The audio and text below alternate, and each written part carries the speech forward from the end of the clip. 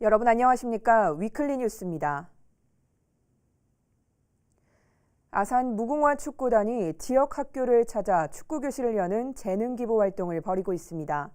지역 구단으로서의 역할을 다하겠다는 취지입니다. 송용환 기자의 보도입니다. 전교생이 100명도 되지 않는 작은 초등학교.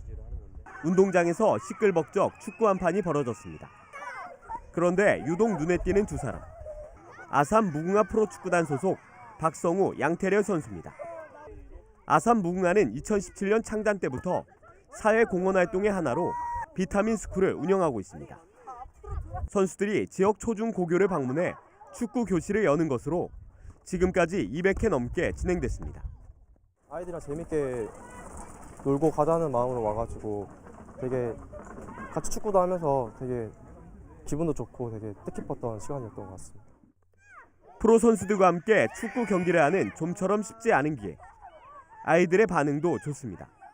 오늘 아산무궁화 선수를 와서 제가 평소에 친구들이랑은 재미가 별로 없어서 많이 안 하는데 오늘 선수들이 와서 좀 재밌었던 것 같아요. 무궁화 축구단은 이 밖에도 일손이 부족한 배화접을 비롯해 각종 봉사활동에도 동참하고 있습니다. 이를 통해 지역과 함께하는 구단이라는 이미지를 굳혀나가고 있습니다. 티브로드 뉴스 송용환입니다. 고령 운전자들의 교통사고 소식에 면허를 반납해야 한다는 목소리가 높아지고 있습니다. 일부 지자체들은 자진 반납자에게 인센티브를 주고 있는데요. 천안시의 경우 예상보다 많은 반납이 이뤄지면서 당초 책정됐던 예산이 바닥났습니다. 장동원 기자입니다. 농사를 지으며 20년 동안 운전한 지영이 할아버지. 2년 전부터 운전을 하지 않은 할아버지는 최근 고령 운전자들의 잇따른 사고 소식에 면허를 반납하기로 했습니다. 천안시는 지난달 1일부터 70세 이상 고령 운전자가 면허를 반납할 경우 반납 직전까지 운전을 했다면 30만 원, 그렇지 않은 경우 10만 원의 교통카드를 지급하고 있습니다. 섭섭해요. 예. 어떤 사람은 왜 반납했냐 그냥 놔두지. 아니 운전 안 할 빼냐고 놔두면 뭐합니까 올해. 도움 되죠 10만 원이라도. 현재까지 면허를 반납한 고령 운전자는 모두 112명. 천안시는 1,000만 원의 예산을 편성했지만 예상보다 많은 반납이 이루어지면서 예산은 이미 바닥났습니다. 오는 8월 추경에서 5천만 원을 편성한다는 계획입니다. 지금 현재 추세로 간다면 연말까지 약 5천만 원 정도가 더 소요될 것으로 예상을 합니다. 내년에 반납하신 분들한테 대해서는 내년 예산으로 집행을 해야 되죠. 하지만 현재까지 면허를 반납한 고령자 중 직전까지 운전을 했던 경우는 13명에 불과합니다. 시는 더 많은 고령 운전자들의 면허 반납을 위해 캠페인과 홍보를 해나간다는 방침입니다. 고령자 면허 반납은 관내 경찰서를 통해 할 수 있고 지원금은 천안시청 교통정책과에 신청하면 됩니다. 티브로드 뉴스 장동원입니다. 아산시가 외암 민속마을 저작거리 체험장의 위탁업체를 경찰에 고발했습니다. 시 보조금을 이중으로 타내거나 부풀려 신청한 사실이 시 감사를 통해 드러났습니다. 송용환 기자의 보도입니다. 외암 민속마을 저작거리에 있는 악기 체험관. 체험관의 위탁 운영을 맡고 있는 한 영농조합법인은 지난 2017년 시 보조금 1,200만 원으로 가야금 40대를 구입했습니다. 그리고 이듬해인 2018년 외암 민속마을 저작거리 사업단에 9개월간 가야금을 빌려주는 대가로 500만 원을 받았습니다. 거래가 이뤄진 영농법인과 저작거리 사업단은 동일 인물이 대표를 맡고 있습니다. 가야금은 서류상으로만 오갔을 뿐 사실상 보조금만 이중으로 타낸 겁니다. 현행 지방재정법은 보조금 사업의 실적 보고서를 거짓으로 작성할 경우 1년 이하의 징역 또는 1,000만 원 이하의 벌금에 처하도록 하고 있습니다. 문제는 이뿐만이 아닙니다. 역시 시 보조금으로 운영되는 한지체험은 재료비를 부풀린 것으로 확인됐고 사업계획과 보고서상 수익사업 내용이 없었던 공예체험은 관광객들에게 체험비를 받았습니다. 아산시 감사위원회는 저작거리 운영 실태에 대한 감사를 통해 영농법인의 대표와 직원 등 2명을 경찰에 고발했습니다. 또 추가 조사를 통해 보조금 환수 조치에 나설 계획입니다.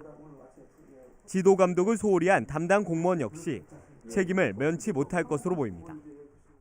이 수사 의뢰한 사항은 일단은 수사 결과를 좀 지켜봐야 되고, 나머지 보조금 지적 사항에 대해서는 저희가 이제 보조금 환수라든가 뭐 관련자 문책 등 처분 수위를 결정해가지고 계속 추진을 할까 합니다.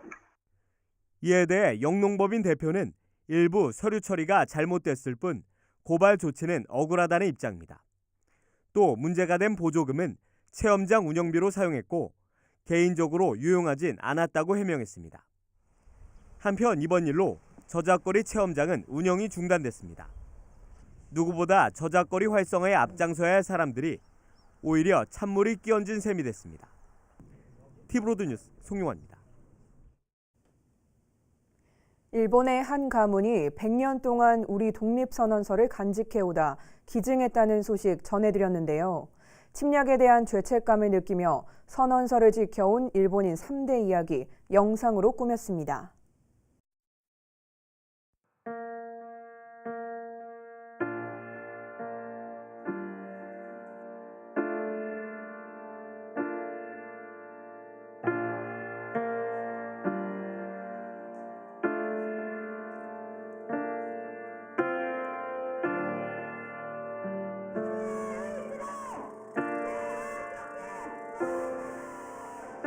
조선의 독립군인과 조선인의 자주민임을 선언하노라.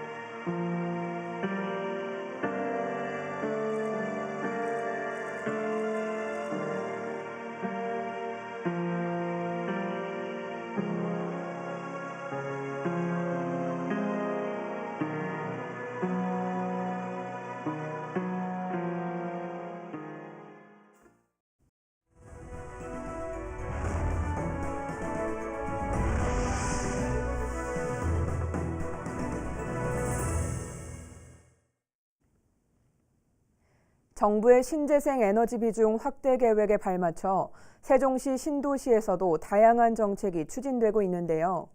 그중 약 10% 이상을 차지하는 게 바로 태양광입니다. 지난해에는 태양광 발전을 통해 53억 원가량의 수익을 올렸다는데 현재 설치 현황과 향후 계획은 어떤지 짚어봤습니다. 김우순 기자입니다. 세종 호수공원 주차장에 설치된 태양광 발전 시설입니다. 이곳에선 시간당 약 1000kW의 전력이 생산됩니다.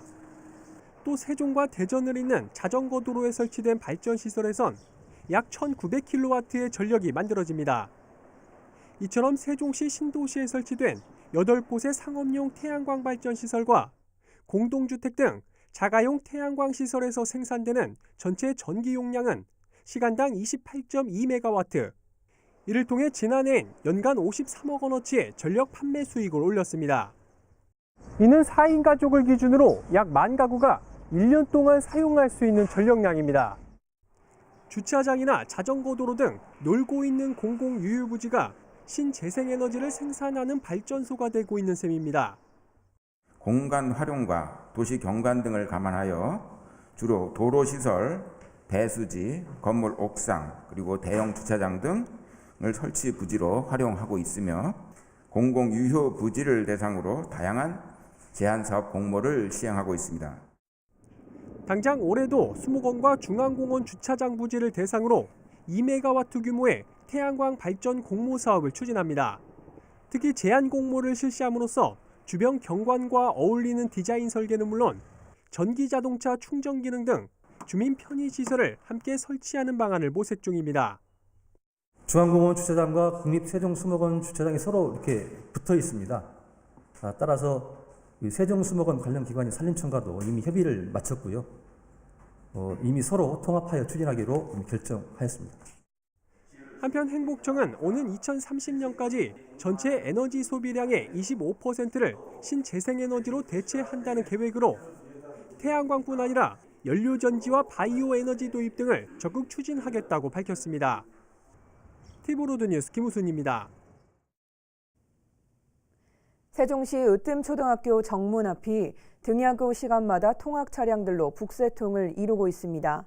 아이들을 데리러 오는 차량은 많은데 정작 승하차장이 없어 학생 안전이 위협받고 있다고 합니다. 보도에 김장섭 기자입니다.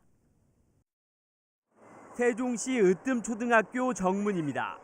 학생들의 하교 시간에 맞춰 통학버스와 학원 차량이 도로에 줄지어 서 있습니다. 횡단보도 앞뒤로 서 있는 차량들은 학생들의 시야를 방해합니다. 차량에 타는 것도 문제입니다. 차로와 인도가 방호 울타리에 막혀 오히려 학생들이 차량에 타려면 차도로 빙 돌아가야 합니다. 등하교 시간마다 편도 2차로는 1차로로 줄어들면서 교통 혼잡이 발생하는 것은 물론 학교로 진출입하는 차량들의 시야가 확보되지 않으면서 안전사고도 우려됩니다. 일단은 아이들이 승하차 하는데 위험하고요. 등교하는 학부모님 차량이나 교직원 차량 또는 통행하는 차량과 아이들이 항상 맞닥뜨려야 하니까 위험한 게 제일 고민이 되고요. 때문에 학교와 학부모들은 통학 차량에서 학생들이 안전하게 타고 내릴 수 있도록 승하차장 설치를 요구하고 있습니다. 학교 측은 정문 앞 인도를 조금 줄여 승하차 공간으로 만들어줄 것을 제안했습니다. 승하차장을 만들기가 어렵다면 방호 울타리를 열고 닫을 수 있게 만들어 학생들이 차로로 나가지 않고 차량에 올라탈 수 있도록 조치를 부탁했습니다. 현장을 방문한 세종시 안전도시위원회는 학생들의 안전에 위협이 되는 만큼 학교가 요구한 제안을 검토해 관련 기관과 협의하겠다고 밝혔습니다. 스쿨버스가 다니는데 현재로서는 설 자리가 없어요. 그래서 지금 아마 이 문제는 교육청 다시 말해서 이제 학교의 의견을 우리가 위원회에서 충분히 검토를 해서 등하교 시간마다 학생들의 안전이 위협받고 있는 만큼 조속한 조치가 필요해 보입니다.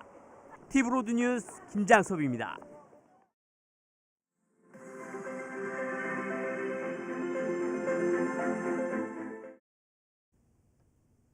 한 주 동안 보도된 주요 뉴스의 더 깊은 이야기를 들어보는 뉴스 플러스 시간입니다.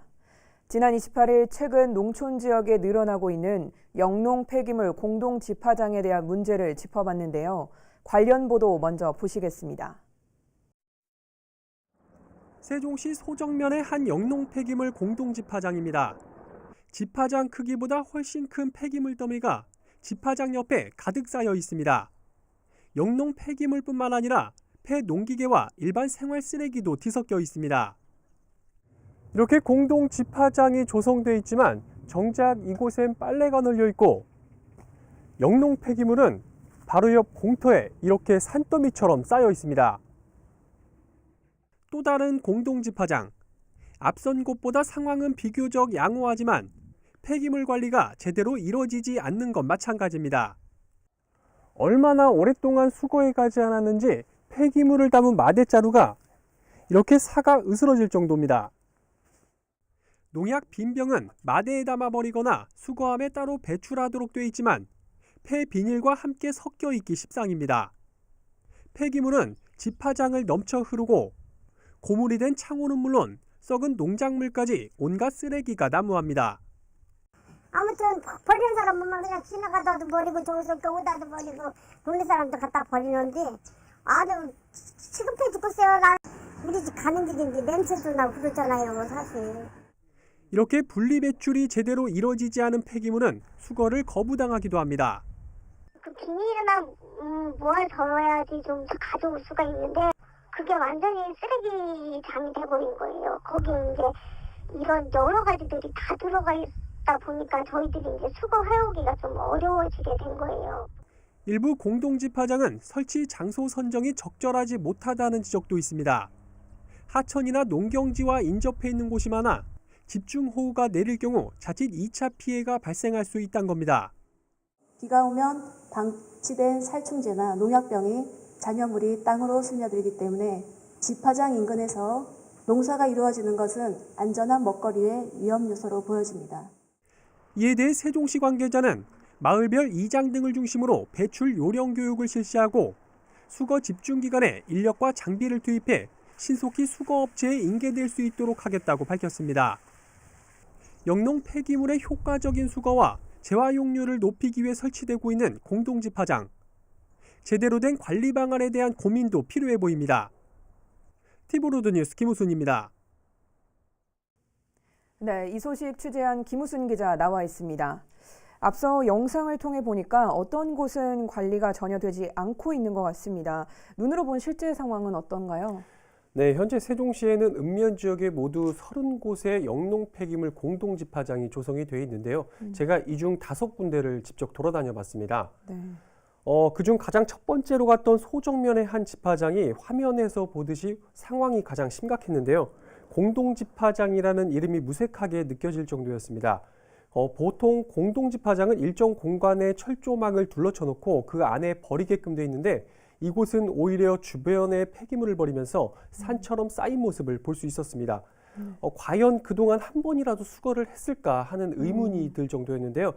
이곳 외에 2곳은 비교적 정리가 잘 돼 있는 반면 또 2곳은 잘 쌓아놓긴 했는데 일반 쓰레기가 섞여 있어서 처리가 쉽지 않아 보이는 곳도 있었습니다. 네, 영농 폐기물을 효과적으로 처리하고자 하는 당초 취지를 제대로 살리지 못하고 있는 것 같은데요. 그럼 공동 집화장에 쌓인 폐기물은 어떤 방식으로 처리를 하게 되나요? 네. 해당 마을에서 장소를 정해서 신청을 하게 되면 세종시에서 나와서 공동 집화장을 설치를 해주게 되고 그리고 이곳에 5톤 이상의 폐기물이 쌓이게 되면 마을에서 한국환경공단에 전화를 해서 수거 요청을 해야 합니다. 그러면 지정된 업체가 현장에 나와서 폐기물을 수거해가는 그런 방식으로 운영이 되고 있는데 이때 무게에 따라서는 일부 수거 보상금이 마을이나 개인에게 또 지급이 되는 그런 방식입니다. 네. 때문에 관리나 수거에 있어서는 해당 마을의 역할이 굉장히 좀 중요하지 않을까 이런 생각을 해봤습니다. 네, 물론 수거가 제때 잘 되고 있는 곳도 있지만 그렇지 않은 곳도 있다는 것이 문제인 것 같습니다. 대책이 필요할 것 같은데요. 네. 사실 그동안 농촌에서는 이런 영농 폐기물을 태우거나 또 자체적으로 처리를 해왔기 때문에 이런 공동 집화장이 사실 생소한 분들이 다소 많이 있을 겁니다. 그렇기 때문에 홍보의 노력이 앞으로 좀 더 필요할 것 같고요.